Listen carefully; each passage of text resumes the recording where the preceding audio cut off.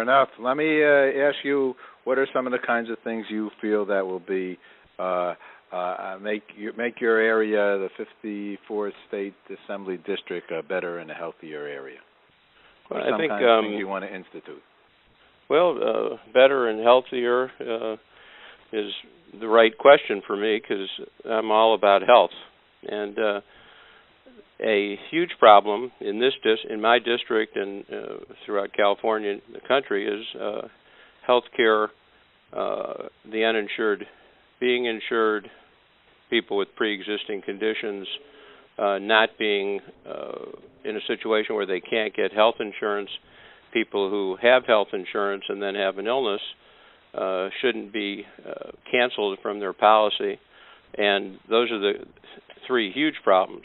President Obama did a great, courageous thing by taking on this issue, and I think he knew that there were going to be a lot of consequences and a lot of very aggressive criticism of him when he did it.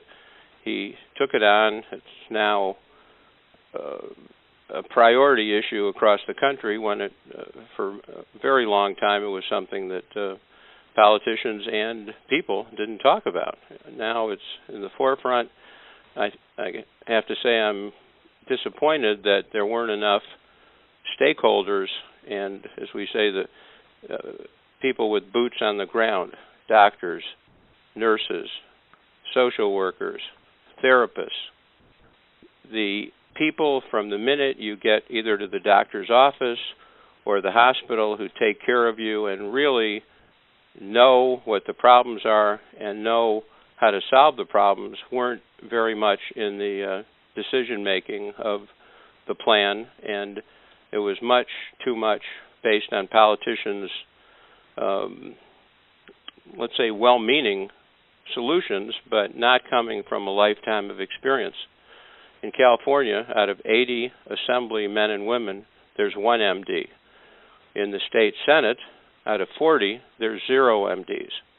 So we have 1 out of 120 who really has had the experience in medicine and healthcare to know how to solve the problem and know what the patients need and what the caregivers need and how all that has to be primary and so many of the other considerations need to be secondary. So that's, I think, a huge problem and something that needs to be solved in California. And of course, California is a very state with a Democratic governor. All the statewide elected officials are Democrat. They have a supermajority in the House and a supermajority in the Senate, which means they have 2/3 in each body. So if there's a veto, they can actually override the veto. They get the 2/3 they need on each vote to minimize the influence or power of the Republican Party.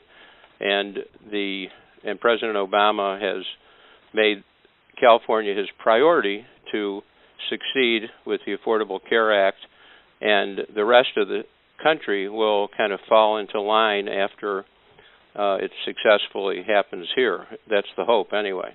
He appointed a gentleman named Peter Lee, who, ironically, his father and grandfather were involved in the creation of Medicare.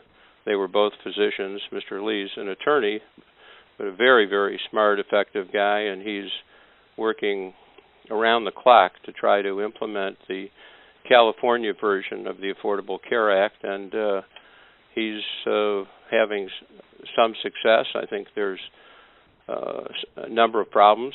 The biggest problem, I think, is that a huge number of patients, about 700,000 we estimate in LA County, will have a card, a Medi-Cal card or another card from Obamacare, and then want to go to physicians to use that card.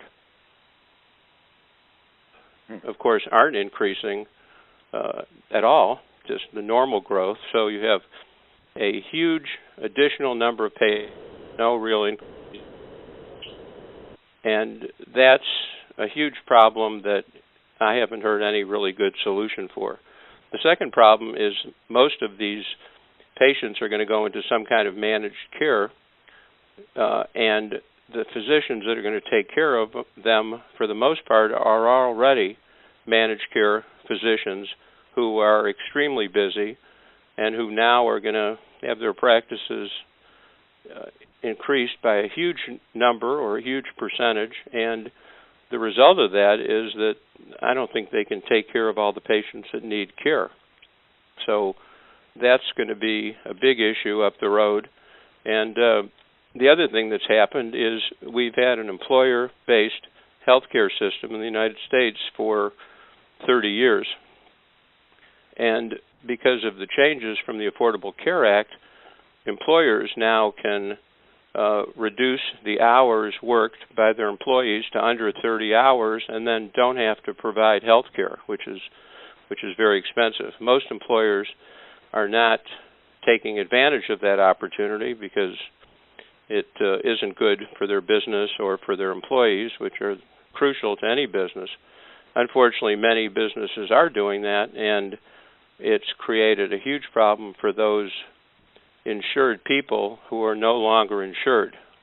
So that big pool of people have to go into the pool for insurance, and the rates, which the President and others had hoped would go down, in many cases have in fact gone up. The insurance industry is incredible at making money.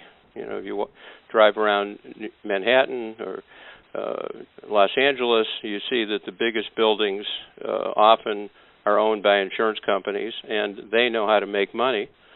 They're now going to have a huge number of young, healthy people who are forced to buy insurance.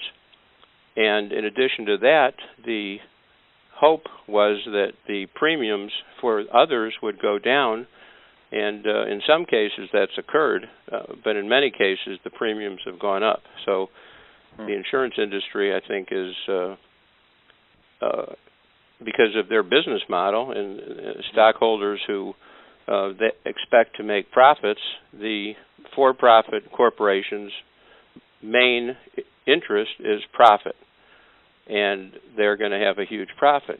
The physicians and hospitals and other care providers certainly want to make a living, and in many cases they make a good living. However, it's a byproduct of providing good care to their patients.